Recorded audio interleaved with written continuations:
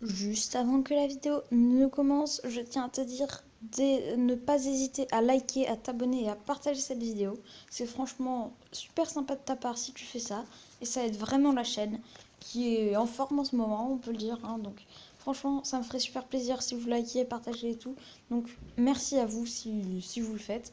Et aussi, je voulais vous dire, installez Discord et rejoignez mon serveur Discord. Le lien sera dans la description. On s'amuse bien sur mon serveur Discord. Et c'est un moyen très simple pour me parler, je répondrai à vos questions. Et il y a très souvent des concours. Et bien salut à toutes et à tous les amis, c'est Fourrure. Aujourd'hui on se retrouve pour une toute nouvelle vidéo où je vais opposer deux launchers. Le launcher qui ressemble à Windows et le Google No Launcher. Alors juste avant, pour préciser, la vidéo se déroulera en deux parties. Enfin non, en fait il y aura deux vidéos. La vidéo de présentation du launcher qui ressemble honnêtement énormément à Windows 10. Et ensuite la vidéo du Google No Launcher. Donc on va commencer par le Windows 10. Donc alors, quels sont les points forts et les points faibles de ce launcher? Donc honnêtement, ce launcher, il est exactement pareil que Windows 10. Alors selon moi, ce launcher est très bien pour une utilisation plus professionnelle. Je vais vous dire tout simplement pourquoi, parce que je trouve vraiment assez pratique l'onglet User, donc ici, où vous avez tout simplement... Alors oui, hein, il y a des pubs dans ce launcher, contrairement à l'autre, c'est un point faible. Mais on va commencer par les points forts, comme je le dis. Donc vous pouvez aller dans le profil, excusez-moi, hop, User. Donc vous pouvez sortir qu'en appuyant sur la petite croix. Or, moi, avec je suis en record, quand j'appuie sur le coin de l'écran, ça fait afficher la petite barre. Donc, je ne vais pas le faire. Mais bref, vous avez document, download, picture, videos. Donc, dans document, vous avez vos documents. Après, par exemple, je trouve ça assez pratique, genre, moi qui bidouille beaucoup dans mon téléphone, dans les jeux, qui modifie des trucs et tout, bah, c'est franchement assez pratique. Vous pouvez par exemple ouvrir les points TXT avec tout ce que vous voulez. Donc c'est franchement plutôt pratique, un point fort. Autre truc bien pratique, c'est cette petite barre triée par ordre alphabétique. Puis par exemple, vous pourrez rechercher, voilà, hop, vous pouvez rechercher vos applications en fonction de ce qu'il y a. Aussi bien pratique, vous pouvez lock screen, close launcher. Donc en gros, c'est pour fermer l'écran. Donc je vais pas le faire sinon ça va arrêter le record. Et close launcher, c'est pour revenir à vos launcher de base. Après, vous avez l'onglet paramètres, remove ads, donc ça c'est payant, hein. C'est comme tous les trucs. Après, vous avez launcher settings, donc vous pouvez en fait modifier les paramètres comme le fond d'écran ou tous les trucs comme ça à peu près. Donc c'est quand même assez pratique. Là, c'est tout simplement pour... Attends, hop, voilà, c'est pour vos contacts après et pour faire des recherches. Puis vous avez l'onglet message, appel, Chrome. Donc Chrome, ça ouvre Chrome.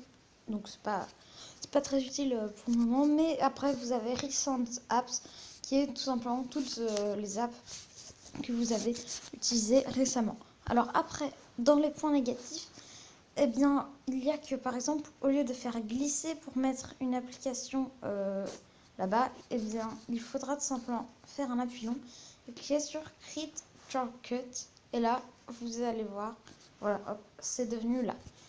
Après, un autre point négatif, c'est déjà, il y a des pubs, donc c'est négatif.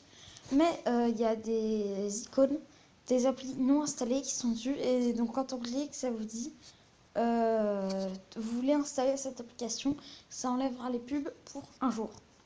En gros, ça leur permet de faire de l'argent à de petites marques, pourquoi pas, mais c'est quand même un point négatif. Après aussi, vous avez la corbeille, ça c'est assez intéressant.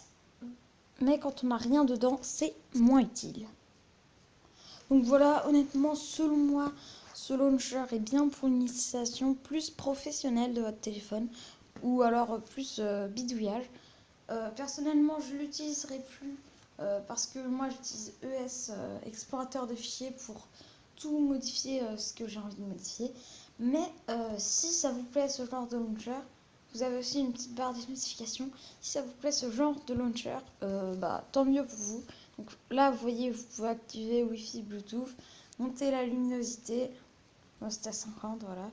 Activer la localisation, etc. Après, vous avez aussi, voilà, des widgets. Donc moi j'ai mis 360 Security. Hop, voilà, je peux cliquer un peu de RAM. Je clique sur Add Widget.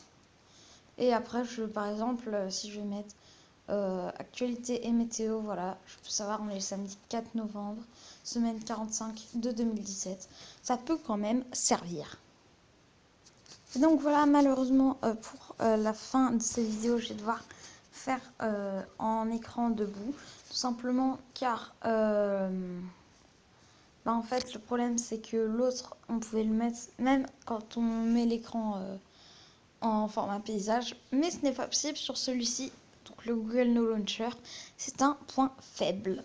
Donc par contre, ce launcher fait franchement bien plaisir. Regardez, hop, voilà, SMS, MMS, je le mets. C'est plutôt pratique, il y a des dossiers, voilà. Il y a tout ce qui peut servir. Vous pouvez tout déplacer, c'est franchement très simple d'utilisation. Voilà, après vous avez cette petite barre qui est franchement très utile. Vous pouvez rechercher des applications, ce qui est honnêtement, en plus ça apparaîtra en temps réel.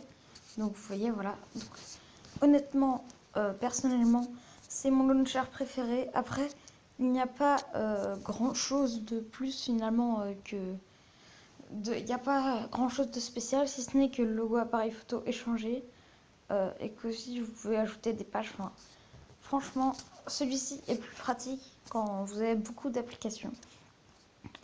Et ben honnêtement, il est franchement très beau, simple d'utilisation. Si vous n'avez pas le OK Google, il y est, donc tant mieux. Et ben voilà, hein, je pense qu'il n'y a pas grand chose de plus à dire sur ce launcher, même si pour moi c'est mon préféré. Après, c'est vous qui choisissez. Donc voilà les amis, c'est la fin de cette vidéo, j'espère qu'elle vous aura plu. Aussi, je voulais vous dire que il n'y a pas très longtemps, j'ai reçu plein de messages de quelqu'un qui avait un problème et en gros, il me posait une question, comment le résoudre. Donc finalement, je l'ai résolu, il était content et tout. Donc c'est pour vous dire, si vous avez des questions, venez me les dire. Hein. Tout simplement, venez me dire toutes vos questions, j'y répondrai. Si vous avez un problème, j'essaierai de le résoudre. Après, n'hésitez franchement pas à installer les Discord, installez-le vraiment parce que ce sera l'endroit le plus simple pour me parler en MP. En plus, vous pourrez aller sur mon serveur où il y aura d'autres gens pour vous répondre au cas où je n'ai pas trouvé la réponse.